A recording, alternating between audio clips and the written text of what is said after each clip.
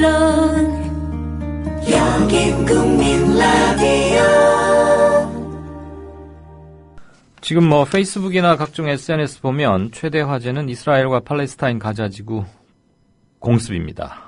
참혹하죠? 중동 현지에서 활동한 바 있고 평화운동 전개해오고 계시는 중동 문제 전문가 김동문 목사님 나와 계십니까? 예, 안녕하세요. 안녕하세요. 목사님 우선 중동에서 오랫동안 활동하신 것으로 들었는데 어디에서 주로 어떤 일을 하셨는지 잠깐 좀 소개해 주실까요? 네, 이집트, 요르단 쪽에 이제 머물렀었고요. 그리고 요르단 같은 경우는 한 11년 정도 머물렀었습니다. 그리고 그 중동에 있으면서 91년도 걸프 전쟁, 또 2003년도의 이라크 전쟁이나 크고 작은 전쟁들을 곁에서 또 안에서 이제 들여다보는 일들을 했었고요. 그리고 한겨레 21의 전문위원으로 또 활동도 했었습니다. 네. 그러면 중동에 가 계시는 동안 혹시 선교 때문에 가신 건 아니시고? 여러 가지 그 목적들이 있었고요. 네네. 예. 중동 지역에서 특히 그 이슬람권에서 기독교 선교는 대단히 좀 미묘하달까? 조금 그런 게 많아서 여쭤봤었습니다. 예, 미묘한 일들이 종종 벌어지긴 하죠. 네. 이스라엘 가자지구 공습이 이번이 처음은 아닙니다만 그 도대체 근본적 이유는 뭐라고 보십니까? 특별히 이번 그 가자지구 공습 같은 경우는 이스라엘 쪽의 정치적 그 이해관계가 많이 작용된 거라는 생각이 드는데요. 네.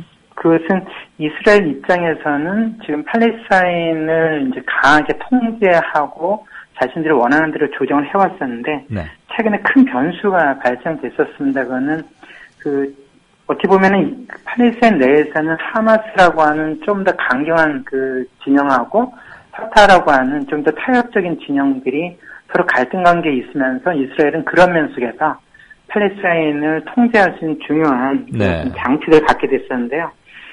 올해 들어오면서는 그 팔레스타인 그 기구 안에서의 하마스와 파타 진영이 연합정부를 구성하는 것을 합의를 했었고, 지난 6월 달에는 연합정부가 구성되어지면서 올해 말까지는 새롭게 그 선거를 통해서 그 정부를 구성하겠다라고 하는 이런 입장도 있었고요. 그리고 또 다른 거는 2012년도부터는 유엔에서 그 완전한 독립국가는 아니지만 유엔의 회원국으로서의 국가에 준하는 지위를 이제 팔레스타인이 보장받은 상태 속에서 온전한 형태의 독립국가로 나아가는 과정 속에서 하마스와 파타의 연합정부 구성? 그런 부분이 계속 흘러가다 보면 이스라엘 쪽에서는 불편할 수밖에 없는 이슈가 생기는 상태였습니다. 그래서 그런 부분에서는 이 연합정부를 뒤흔들어야 될 여러 가지 이유들이 필요했었는데, 어쨌든 지금 공교롭게도 지난 6월 그 10일경에 그 이스라엘 청소년 3명이 납치됐다가 그달 말에 30일날 그 죽은 그 시신으로 발견되는 사건이 발생하면서 이것을 하마스의 소행이다라고 강하게 몰아치면서 하마스가 주도하고 있는 가자지구를 공습을 하게 됐던 상황이었습니다. 네, 그러니까 팔레스타인의 강원파의 대립을 이용해서 일종의 분할 외교 또는 분할 대응을 해왔는데 이제 그게 여의치 않게 된 데다가 공교롭게 청소년 3명 피살 사건이 있으니까 여러 가지 묶어서 무차별 공격을 먼저 감행해버린 거군요. 예, 그렇습니다. 다들 가장 비통해하고 있는 게 7일째 이어진 가자지구 공습으로 가자 주민 186명, 약 200명 가까이가 사망했는데 이 중에 무려 4분의 1이 어린아이, 그리고 4분의 3이 민간인이에요. 전쟁 상황에서도 민간 지역과 이런 것들은 구분하는 게 당연한 거고 이러는 건데 인구가 밀집해서 그런가요? 민간인이나 어린아이들을 교전 지역에서 이렇게 좀 어디로 이동시킨다거나 이게 그렇게 거기 현장 상황이 그게 좀 불가능합니까? 일단 큰 부분은 거기에 이제 인구 밀집 밀도로는 세계에서 1, 2위를 다투고 있는 적이 가자지구입니다. 그리고 또 다른 건 이스라엘 쪽에서의 이제 거의 한 1,000곳 이상의 그 지역에 대한 포격을 시작했었는데요.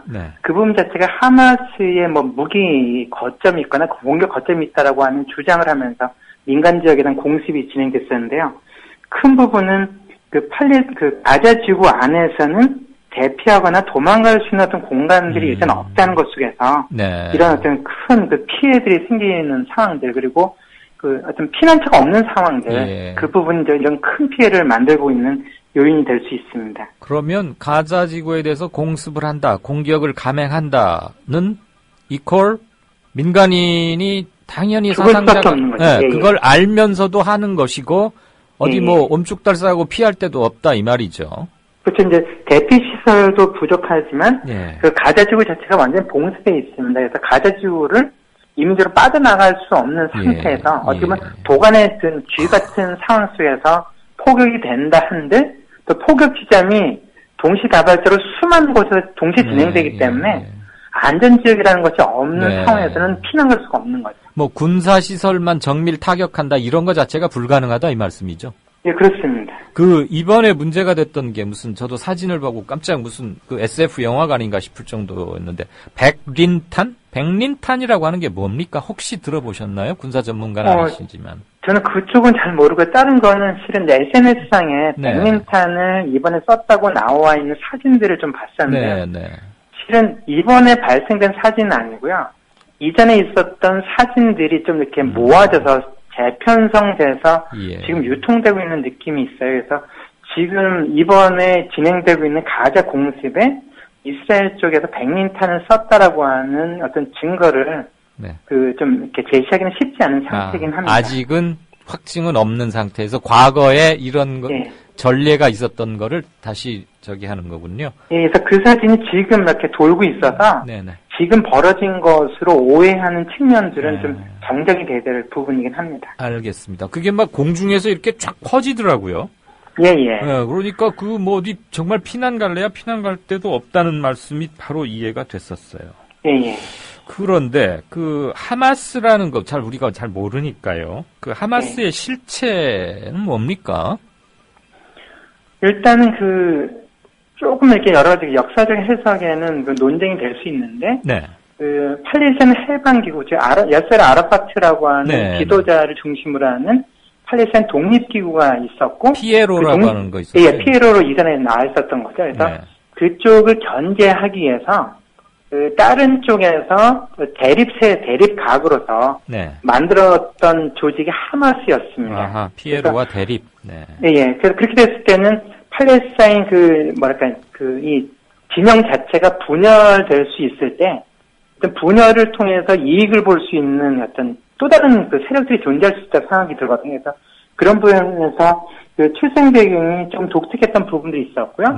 그리고 그 파타 진영의 야세르 아라파트가 이스라엘과의 협상으로 달려가고 있을 때도 하마스는 비타협 전선을 구사하면서 아라파트하고도 대립각을 세우고 파타 진영과 하마스 진영 간에서도 유혈 충돌과 무장 충돌이 계속 진행되기도 했었습니다. 그러면서 한 7년 전쯤부터는 가자 지구를 중심으로 해서 그 통치력을 확대했고 그 지역의 선거를 통해서 합법적인 통치 기구로서 기능을 해오기도 했었습니다. 그러니까 한쪽에서는 정치 세력이면서 다른 쪽에서는 무장 저항 그 조직으로서 대이스라엘 투쟁에 나섰던 또 나서고 있는 그런 조직이기도 하고요.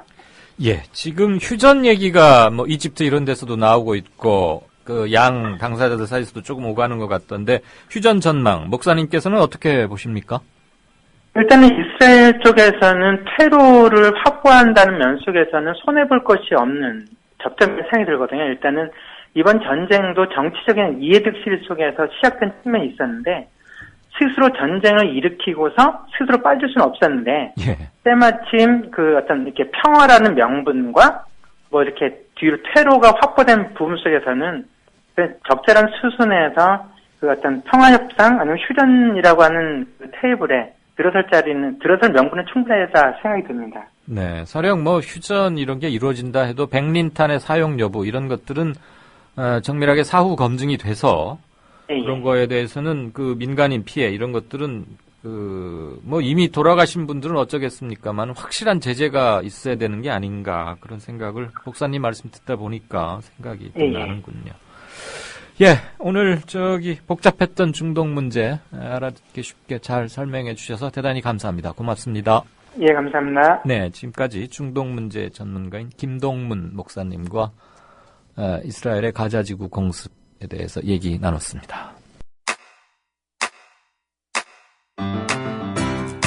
국민라디오 지지하는 4가지 방법 아시나요? 다운로드하기, 별점 주기, 댓글 달기, 구독하기.